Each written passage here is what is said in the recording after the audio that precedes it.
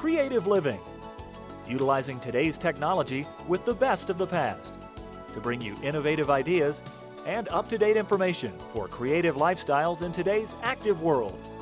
With your host, Cheryl Borden. I'm so glad you joined me today for Creative Living. We're going to learn how to cook dried beans, show how to make boutique tea towels, and demonstrate making an easy but fabulous frame. One of my guests is Jeannie Wharton, and she's with the U.S. Dry Bean Council in Jackson, Wyoming. And Jeannie's going to talk about how nutritious and delicious beans are. They're not only versatile, but a good protein substitute in certain diets, such as gluten-free. Another guest is Laura Bray, and she's a designer, and she's going to show how to make no-sew boutique tea towels using an adhesive for the applique technique. These can be made at a fraction of the cost of those that you find in a boutique store. Laura represents ilovetocreate.com, and she lives in Aliso Viejo, California. We'll begin the show today with Shannon Bilkey, a designer and crafter from Payson, Arizona, and Shannon will show how to make fabulous frames using scrapbooking paper and lots of embellishments. Her company is Shea & Company.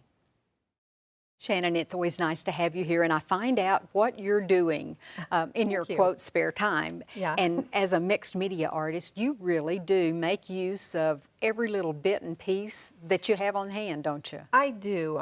Maybe I'm cheap or a spendthrift, but I find my favorite things and I can't get rid of them, and so I use them eventually for something. And people make fun of me because I have a big stash of lots of different things, but I always end up using them. Well, and we were talking about those little cheap frames that you can find either at a flea market or something like that, or even go pay the full price of $1 at one of the dollar stores. Right. And to frame something, in this case your daughter and my new grandbaby, but this was just a little cheap frame that you started with. Right, that was an inexpensive frame, and what I found was when I take my favorite pictures, I like to make them more than just framed. So I like to make a specialized frame that ends up making, personally, I think, my picture a piece of artwork. Well, it certainly is. And this is my beautiful daughter and her little baby girl, Fiona May.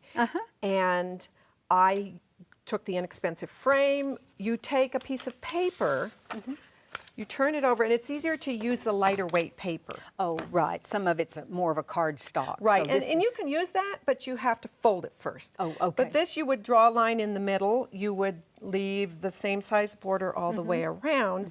And what you do is then you cut a small box out of the middle here, cut diagonals, and Mod Podge, my go-to glue medium, you just fold it up. Glue it down from side to side from the center. Then you do the outsides. And to make these nice clean corners, because you need nice clean corners, you cut it diagonally across the top here. And you do one side, and then you fold it in. And it's not a mitered corner, is it? No, I don't miter. This is mitered here just to fold it up. But here it isn't. I just cut this At an off angle. And then fold it in here, and then that flap folds over the top there. And that's what you did. This is actually... Right. Yeah, that's a really inexpensive frame. In fact, it was broken, and it's staying together because of the paper. Yeah. And then you went back and added some antiquing. Right, and originally I was going to use it for that, but I didn't think this coloring went with that picture, so I didn't use it. And then, did you make all of these embellishments? That was a piece of paper. That was one of those papers that I bought because it was beautiful and I didn't know what I was going to do with it in my stash that everybody laughs at. And I fussy cut all the pieces out. I fussy cut these pieces, then I backed this set with those little foam squares that are about 1/8 of an inch, and then added a few pretty little embellishments, and I always love the metal pieces, so I put a little bit of a metal piece, and that was in my stash too. And having that three-dimensional addition to a frame really does change the looks of it completely. And then I think one last thing I might add is a little bit of a sheer sage green ribbon on there. But then when you hang that on the wall, it looks more like a piece of art, not just a picture. Well, and what a great way to, you know, we always change out our kids' school pictures. Right. You go, each grade they change and how they look and maybe the color they're wearing or whatever. This would be a great idea with just some inexpensive scrapbook paper. Right, and then you can take the paper and fussy cut. You take the paper, use it, and then fussy cut the little pieces out that you want. The birds and the flowers. And their embellishments that you put on your frame. You can then ink them and embellish them or just emboss them. You can do a lot with just changing them out just a little to make each piece look unique, but all the pieces go together to complement. That was what I was trying to do, the picture of the beautiful baby. Of course, And I can daughter, tell of which course. one. Yes, and the daughter. Well, and so many of the scrapbook papers are two-sided, Right. so it even gives you, you could let this be the frame. Right. And then cut And then out you the have enough fussy room cut. to fussy cut the little pieces. Great yes. idea. Well, thank you so much. I appreciate you showing us how easy Well, it is to It make is. It's a frames very and- simple concept that I had, and I'm going to be teaching it in my scrapbook store because it's such a simple concept. People are going, why didn't I think of that? Why didn't I do First that? thing I've ever thought of that somebody else said, why didn't I think of that? Well, good luck. I think it'll go over well. And congratulations on the baby. Oh, thank you.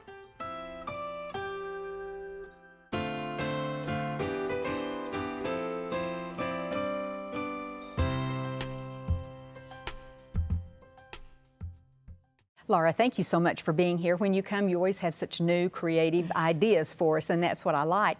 But I have to admit, when I read the paperwork you sent and it said we're going to make tea towels, my first thought was, why? Why would we want to go to the trouble to make tea towels? Well, these are really unique tea towels, and they're really beautiful. And I have seen these in boutique stores for $15, $17. Oh. And I wanted to create something as beautiful for a lot less money. A lot less. They make great gifts too. You know, a couple of tea towels and some beautiful smelling dish soap, and it's great for a little housewarming gift Well, or it would something be. like that. And this is the one that you're going to show us how to First. do. Yes, I'll show you both of them. And, And the great thing about these is they're both no-sew. oh, So for my crafty friends who wish they could sew, we're going to get to do fabric without actually sewing. okay. And this one is washable, and you said this one is the one we save for company and tell the kids and husbands not to use because you have to 'cause dry it's a clean dry it. clean. Okay. Right. And I you know, my husband loves it when I say, don't use that towel. It's just decoration. But Okay. he's used to it. He's used to it. Okay. Now, we do start with an inexpensive towel. Right, hand I just towel. bought these at a discount store. And then I took some even scrap fabric that had a cute, motif on it. And then I take some of I Love to Create's Fabric Fusion Peel and Stick. Peel and stick, and that's sheets. exactly what it is. It is exactly that. And you just peel it off. No sew, permanent, washable. And you put your fabric onto the sticky side of the tape. And I will tell you from trial and error that it does give you a little wiggle room. Before you really start burnishing it down, make sure that you're on the tape. Or don't have a wrinkle or Right. something. Okay. But it gives you a little bit. So I peeled it off, attached the fabric, and then I'm just going to cut the applique. And you don't even have to finish the edges, I noticed, if you No, don't you want don't. to. It's like, you know, an iron-on type. You usually don't have to finish the edges for the applique. Only the great thing about this is not only do you not need a sewing machine, you also do not need an iron. This Oh, is all, so you can see how easy that was for Yeah. me to cut as well. And then once you have it cut out, So it's a double stick, basically. it's a because double you're- stick. Got to get your fingernail under there to get it started. You do. Try to find a spot. That's, you know, I guess it's that's sticky. good. That means it stuck well, didn't it? There we go. Yeah, So you can see how it's gotten shiny on the back and Yeah, tacky. it's very sticky. Now, once we lay it down, do we have any wiggle room, or had we better You have a little know bit exact? again. Don't push too hard. See, Just I see can it, lay it like down. that and pick it up. Okay. That's about where I'd like it. And Now, just if you press wanted the down. edge finished, I suppose you could zigzag around the edge before you put it down, maybe? Or Or would you after put it down and then do it? After Okay. you put it down, it might. I mean, it's going to stay, yeah. and because I put it down and then cut it out, the peel and stick product is all the way to It the goes to edge, the and edge. that'll keep it from fraying. So And then we have to finish the edges. That's Well, yeah, what makes them all really expensive is Right. the embellishment. So I have some ribbon that I want to apply, and I use the I Love to Create peel and stick tape.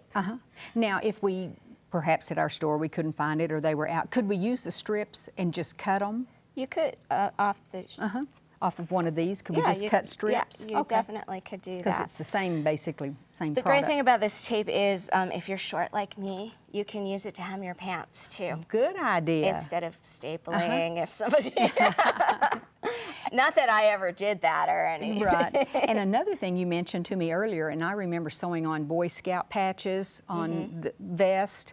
Those things are a murder to sew on. And you said you do this for your kids. I do. My daughter's Daisy, and I use it for her patches. I use the sheets, and you just peel it off, put the patch on, cut around it, I and wish stick I'd have it known to about the that uniform. then. And because these products are washable, it's good for the uniforms. Sure. Those are going to get Kool-Aid Yes, and they all do kinds have of to be craft washed. project. So you did the same thing. You just put it down, I and now just you're put going it to down. peel it off. When you peel it off the roll, it's already sticky on one side. You put that down where you would like it. And then Peel it again, off. you can see there's a little bit of a Shine. where the sticky part is. And I'm terrible about measuring or anything. I do this all on the fly like this.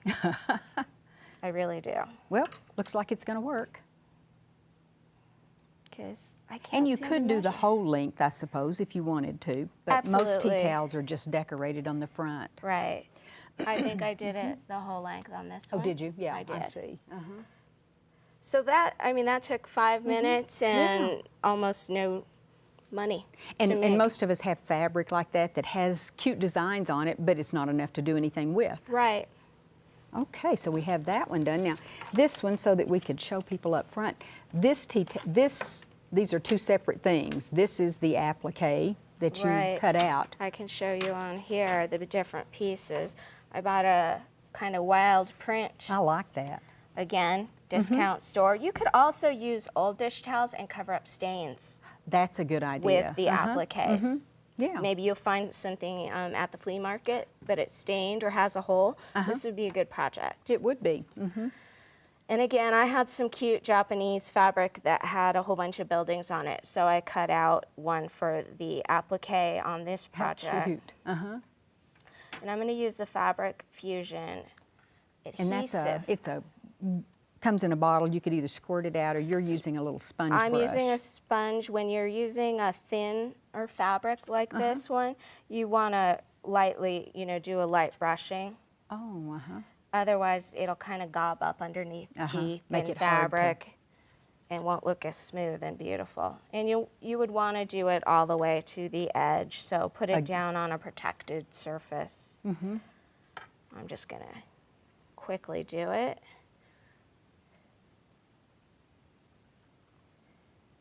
And put it down on your towel.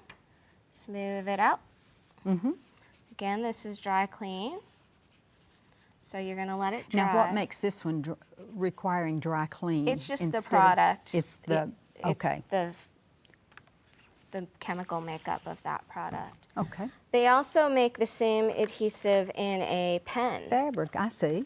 So if you had little tiny things, or in this case, Little I'm going to intricate. do, again, a little end.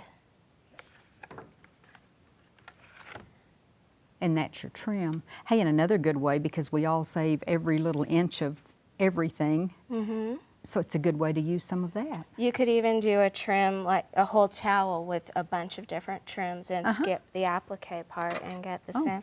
Do my famous come in later after.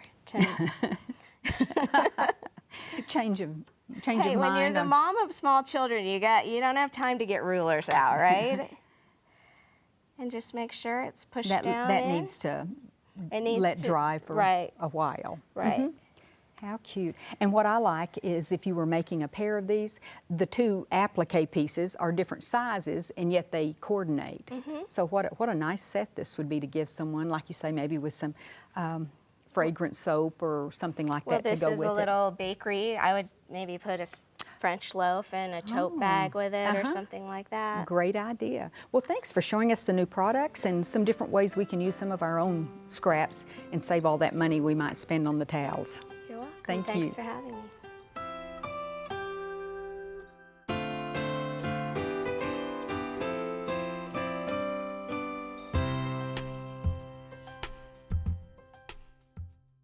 Jenny, thank you so much for being with us. I'm anxious to learn about recipes that feature beans because when I grew up, we ate a lot of pinto beans, but they were either the main dish because we didn't have a meat and they're such a good source of protein, but I hadn't thought about putting them in so many other recipes, and we're going to cover that. I think you and I had similar growing up years because I knew beans as pinto beans in a pot with mother would put a ham hock in it, for and that was flavor. beans.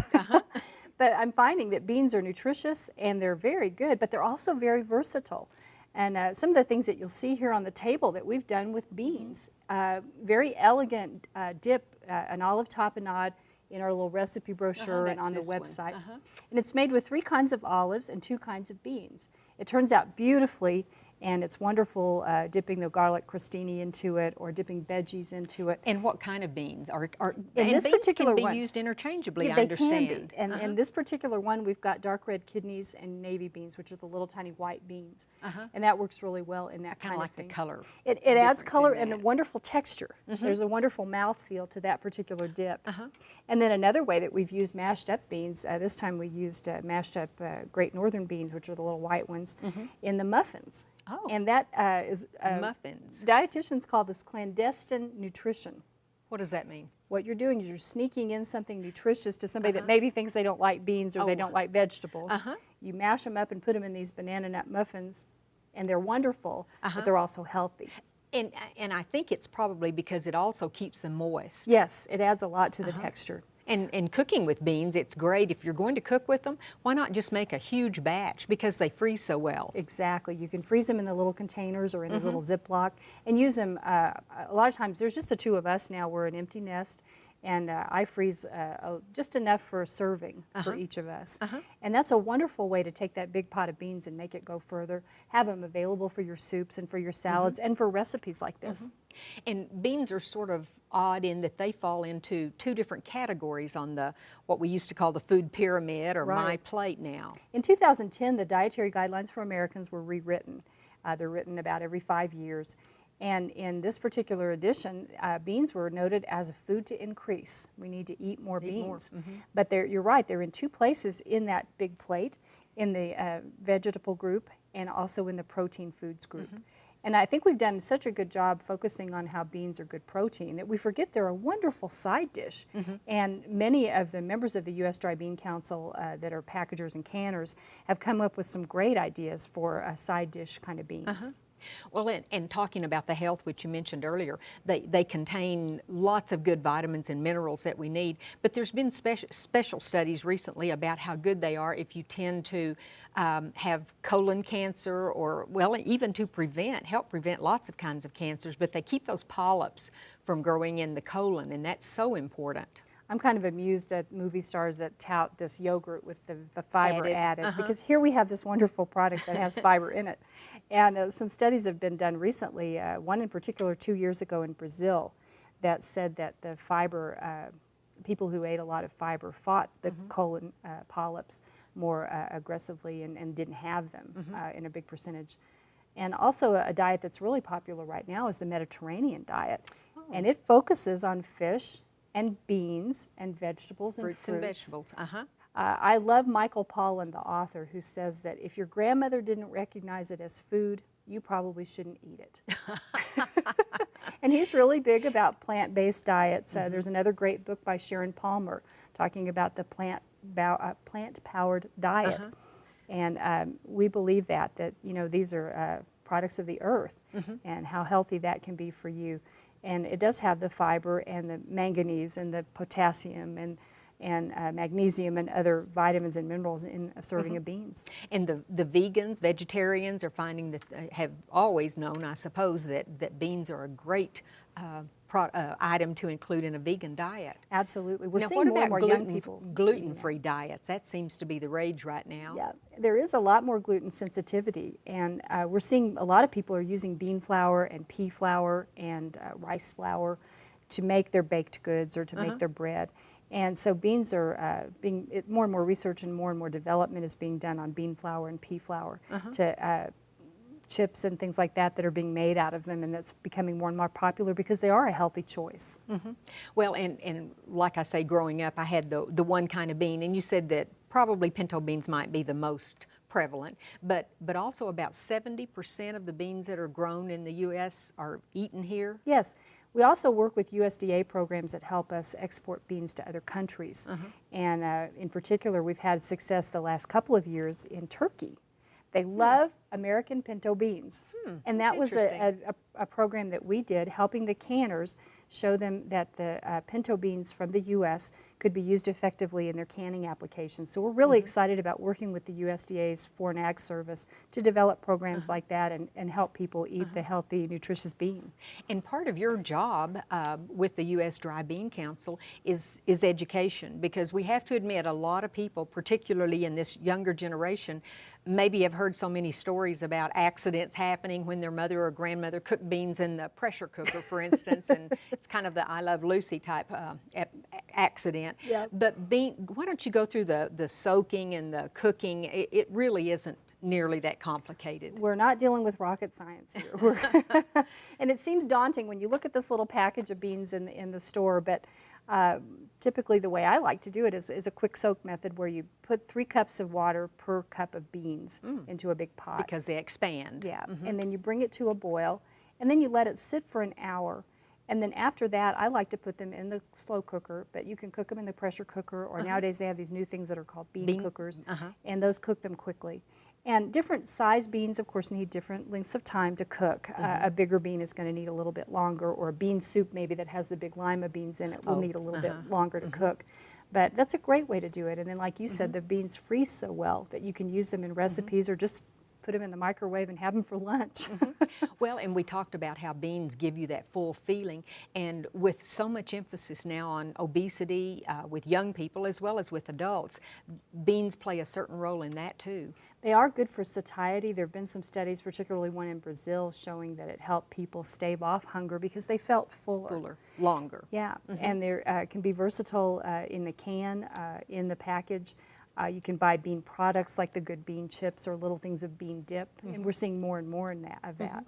What about, you mentioned all the different varieties of beans. Are they all grown about the same time of the year and harvested about the same time? Typically, they're planting beans about the end of May, first part of June, harvesting them in September.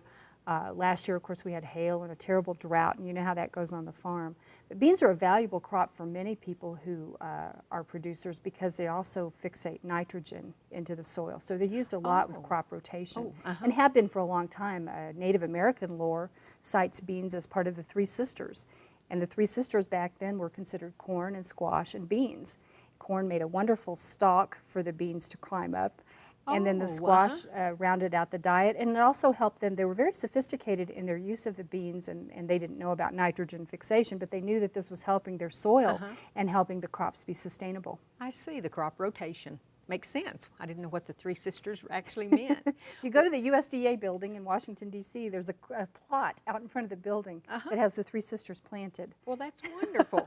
Well, it's really interesting. There's lots of great information on your website, which is www.beansforhealth.com. beansforhealth.com. Well, I surely appreciate you being here and sharing some of these tips and tricks with using beans. Oh, I'm so happy to be here, and I encourage everybody to try a new variety this week. I hope you enjoyed the show today. Next time on Creative Living, we'll demonstrate a variety of festive foods and show you some beautiful finishes for unlined jackets. One of my next guests will demonstrate some recipes for festive family gatherings, including family reunions and holidays. Her emphasis will be on chicken recipes, but she'll also prepare side dishes, hot rolls, and even dessert. Another guest is a custom dressmaker, artist, and designer, and she'll talk about the benefits of unlined jackets and show some beautiful finishes. These include a French seam, a rolled edge seam, bias binding using a Hong Kong finish. She explains that unlined jackets are so easy to stitch up. They're perfect in warmer weather to ward off an evening chill or to wear when there's excessive air conditioning. And best of all, they're lightweight and easy to pack for traveling. Both of these topics will be featured on the next Creative Living show. If you ever have comments or suggestions or ideas for shows, you can email me at cheryl.borden@enmu.edu. I'd also like to ask you to become a fan of Creative Living on Facebook. Just go to facebook.com and in the search window type in Creative Living with Cheryl Borden. Thanks so much, and I hope you'll plan to join me next time for Creative Living. We are very pleased to offer a new booklet that accompanies this series of Creative Living. This booklet is titled the 6600 Series, and it features a wonderful collection of ideas and information, and it's available free of charge on our website. Posted as a PDF file, you can simply download the entire booklet, or just the segments you're most interested in. As with all of the Creative Living booklets, you'll find information on foods and nutrition, clothing and fashion, health and beauty, home decorating, and much more. For your copy of this booklet, go to our website at kenw.org and then click on Creative Living. Scroll down to the booklet section and you can click on this booklet or any of the other booklets we have available online. Once again, just go to kenw.org, click on Creative Living, and download the booklet titled the 6600 Series. We also want to encourage you to sign up for our free e-newsletter. Just click on the Sign Up Now button and input your email address. That's all there is to it. You'll enjoy reading an up-to-date newsletter filled with interesting topics and information. Thank you.